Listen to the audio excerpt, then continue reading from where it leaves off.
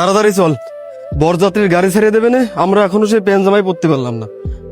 কিরে, তুই এই জায়গায় বসে রয়েছিস, বিয়েতে যাবি না? কার বিয়েতে যাব?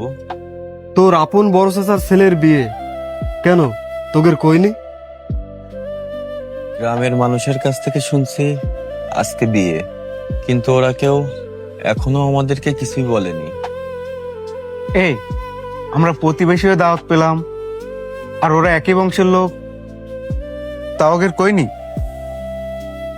রনি, আমার বাবা অ্যাক্সিডেন্ট করে তার দুটি পায়ে ভেঙে গেছে। চিকিৎসার জন্য অনেক টাকারই দরকার। এই মুহূর্তে আমার চাচারা যদি আমাদেরকে দাওয়াত দিতে আসে, তাহলে আগে আমার বাবা চিকিৎসা করাতে আমাদের পাশে থাকতে হবে। যেহেতু বিয়ে শাদীর ব্যাপার, অনেক টাকা পয়সা খরচ হবে, আর আমার চাচারা কোনো ঝামেলায় জড়াবে না বিদায় হয়তো আমাদেরকে দাওয়াত দিইনি ভাই। ঠিক আছে ভাই, তুই কষ্ট পাস না। আমরা মনে হয় এইগুলো বলে তোকে আঘাত দিয়ে ফেললাম।